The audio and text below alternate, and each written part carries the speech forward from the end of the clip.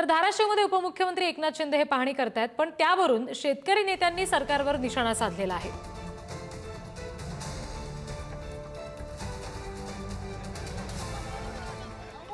उपमुख्यमंत्री हे पाहणी करतात नुकसानग्रस्त भागाची। मात्र या सगळ्यावरून आता काहीशी टीका सुद्धा विरोधकांकडून किंवा शेतकरी नेत्यांकडून त्यांच्यावर होताना दिसते।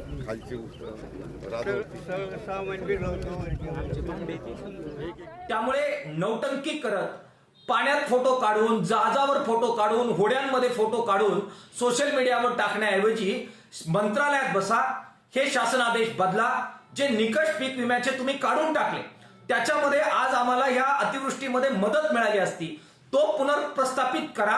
आणि अभूतपूर्व परिस्थिती आहे, त्याच्यामुळे शासन आदेशाच्या पलीकडे जात एका एकरला किमान 50,000 रुपये कसे देता येईल शेतकऱ्यांना, आणि ज्या शेतमजुराचं आज श्रमाचं नुकसान झालेलं आहे, त्याला जगणं मुश्किल झालेलं आहे, त्याला तातडीची 25,000 रुपये मदत ही कशी देता येईल यासाठी शासनादेश काढा।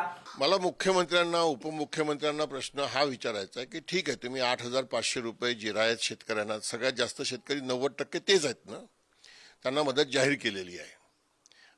आता मला तुम्ही सांगा की 3 वर्षापूर्वी 2023चं नुकसान देण्याकरता यांनी 13,600 रुपयाची प्रति हेक्टरी मदत जाहीर केली होती, ती 3 हेक्टरपर्यंत जाहीर केली होती।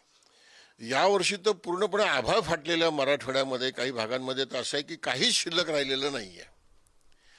मग 13,600 रुपये 3 वर्षापूर्वी तुम्ही दिलेत, आज ते 8,500 रुपये करतात, तर्क काय याचा कमी करण्याचं मला हे समजून सांगता येत नाही।